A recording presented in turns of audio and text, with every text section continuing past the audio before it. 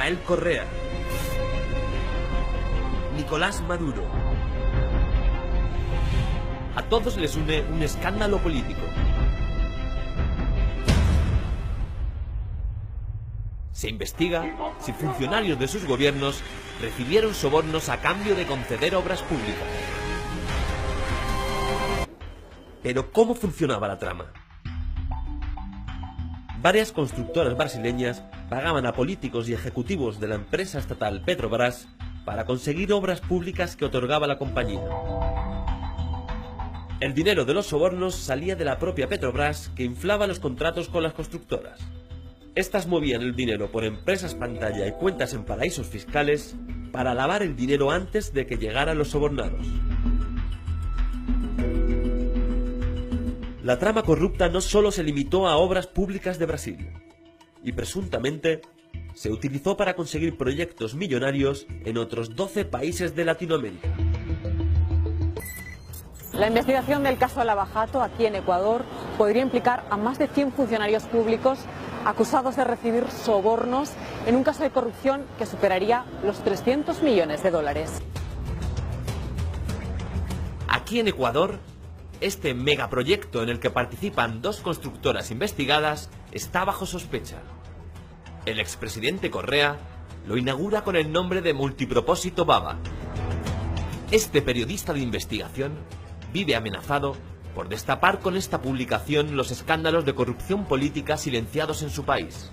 Esta obra de Baba fue construida con 3 propósitos. La una era evitar inundaciones, la segunda era generar procesos de riego y la tercera generar energía eléctrica. En realidad, dentro de las prioridades nacionales de construcciones energéticas, Baba ocupaba el puesto número 14, no era esencial.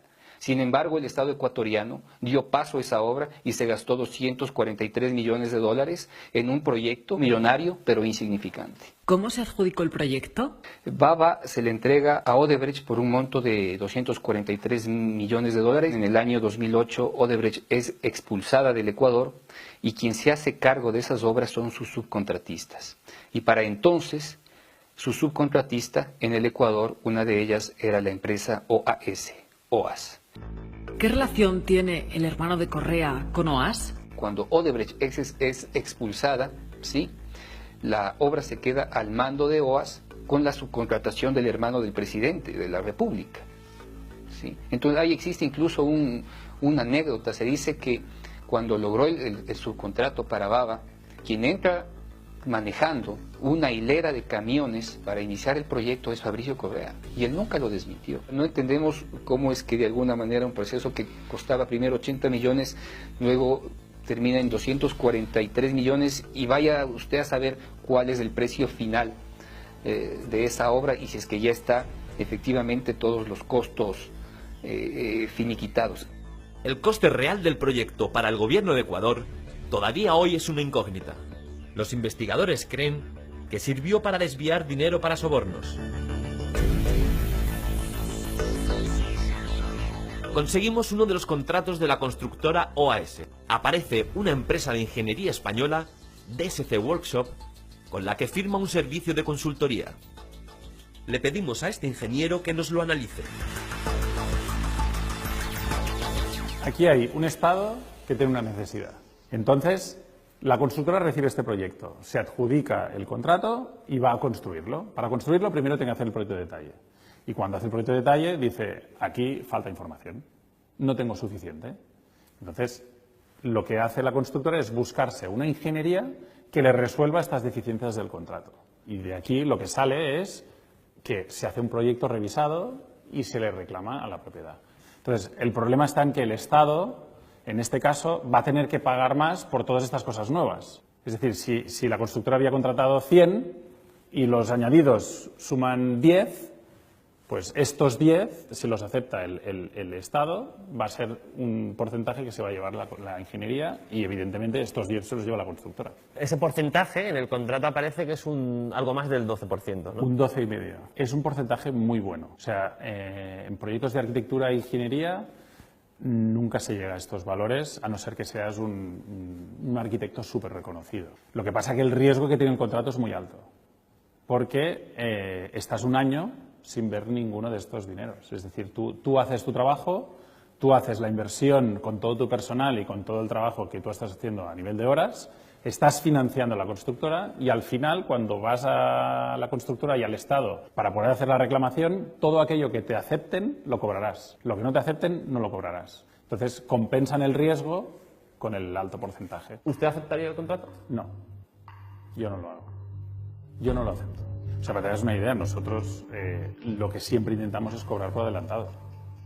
Y aquí estás hablando de que cobras al cabo de un año. Podría perder mucho dinero, pero la empresa española sí firma el contrato. Este hombre, Roberto Trombetta, le explica por qué a los investigadores. El asesor tributario de OAS confiesa que el contrato es ficticio. Asegura que la empresa española simula un trabajo de consultoría para cobrar más de 9 millones de dólares que luego transfiere a sociedades en paraísos fiscales utilizadas para el lavado de dinero. Además, acusa a la ingeniería de participar en otro falso contrato en Perú. Presuntamente, desde aquí habría participado en el lavado de algo más de 15 millones de dólares para sobornos a políticos de Latinoamérica.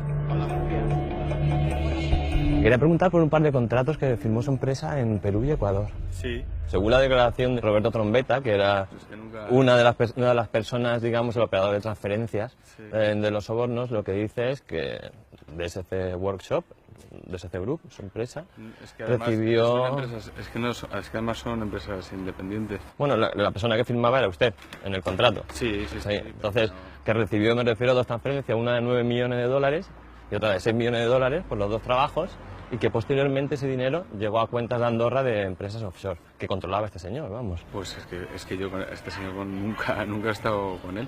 Sí, bueno, no está con él, pero esas transferencias llegaron a sus cuentas, a su empresa, y luego se las transfirieron a otras, ¿o no? Pero no, nosotros no. Hemos estado trabajando de la manera habitual como hemos trabajado.